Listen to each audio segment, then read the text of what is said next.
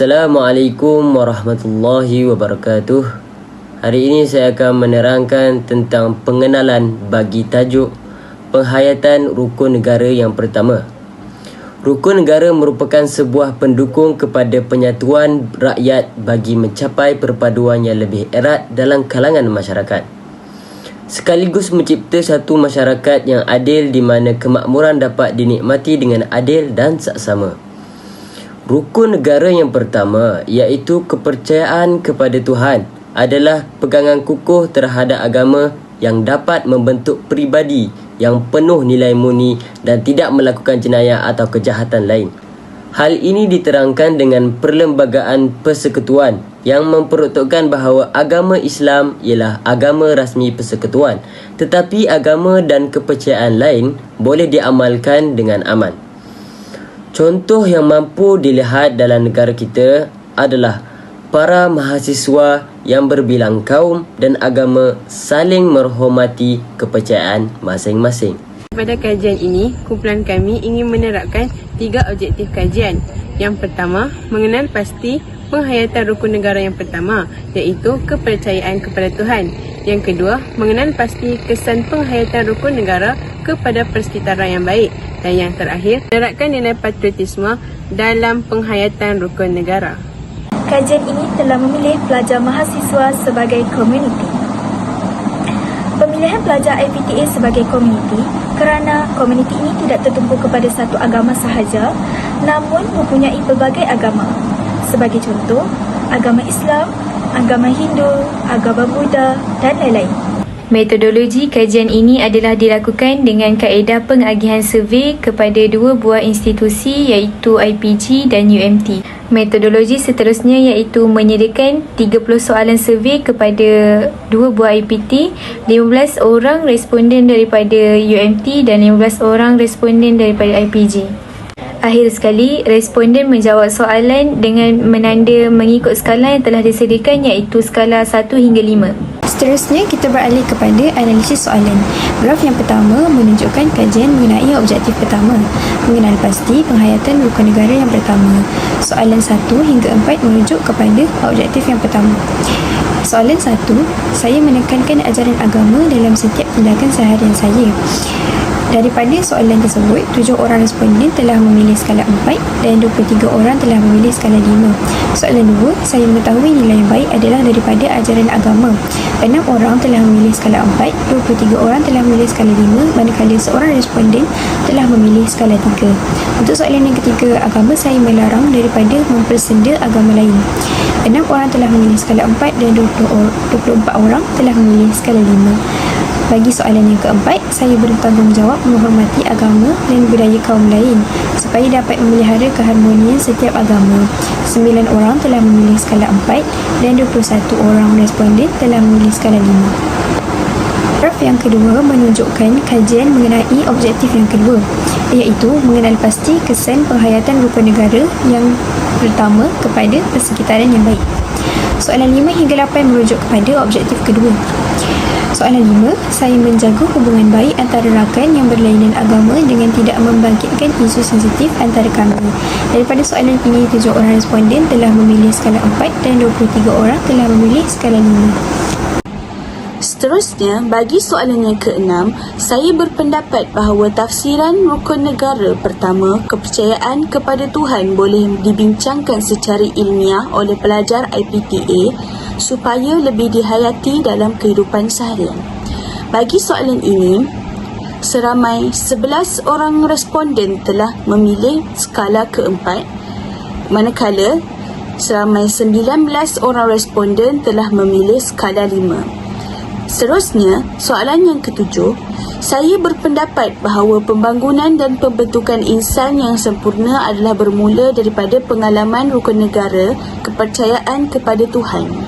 Bagi soalan ini, seramai 9 orang responden telah memilih skala 4, manakala seramai 21 orang responden telah memilih skala yang ke-5. Seterusnya, bagi soalan yang ke-8, seorang responden telah memilih skala yang ketiga. Seterusnya, 4 orang responden telah memilih skala yang keempat. manakala 25 orang responden telah memilih skala yang kelima. Bagi soalan yang kesembilan, apabila saya yakin dengan prinsip kepercayaan kepada Tuhan, saya lebih sayang akan negara saya. Bagi soalan yang kesembilan, seramai 10 orang telah memilih skala yang keempat, manakala seramai 20 orang responden telah memilih skala yang kelima. Dan soalan yang terakhir, saya berpendapat bahawa amalan rukun negara kepercayaan kepada Tuhan boleh menjamin keamanan negara Malaysia. Bagi soalan ini, seramai 2 orang responden telah memilih skala 3. Seterusnya, seramai 5 orang responden telah memilih skala 4. Manakala seramai 23 orang responden telah memilih skala yang kelima. Kesimpulan yang terdapat daripada hasil soal selidik ini, kami mendapati bahawa majoriti responden telah mencapai penghayatan rukun negara yang pertama dengan membentuk hubungan baik sesama rakan yang berlainan agama. Selain itu, majoriti responden membincangkan secara ilmiah mengenai prinsip rukun negara yang pertama dan majoriti responden yakin akan prinsip kepercayaan kepada Tuhan boleh menjamin keamanan negara. Seterusnya, beralih ke bahagian perbincangan isu dan patriotisme. Berdasarkan dapatan kajian yang dijalankan, seramai 30% dari kalangan responden bersetuju dan 70% dari kalangan responden memilih sangat bersetuju dengan kenyataan bahawa menghayati prinsip rukun negara yang pertama dapat melahirkan individu yang saling menghormati antara satu sama lain. Setiap agama pasti menuntut penganutnya agar menjaga hubungan baik sesama manusia. Pelbagai pendekatan yang dilakukan antaranya ialah pendekatan kesederhanaan, iaitu wasatiyah. Berdasarkan pendekatan ini, hubungan sosial antara rakan yang berlainan agama akan semakin baik kerana lahirnya sikap saling bertoleransi, saling menghormati, saling bekerjasama dan saling berdialog antara satu sama lain. Kesannya, keharmonian antara rakan berlainan agama dapat dipelihara. Selain itu, majoriti responden juga turut bersetuju dengan kenyataan bahawa membincangkan secara ilmiah mengenai prinsip rukun negara pertama iaitu kepercayaan kepada Tuhan dapat membina persefahaman yang baik dalam kalangan mahasiswa yang berbilang kaum, bangsa dan agama. Sebagai seorang individu yang menekankan ajaran agama, perbincangan secara ilmiah haruslah dilakukan demi mewujudkan persefahaman yang baik antara mahasiswa.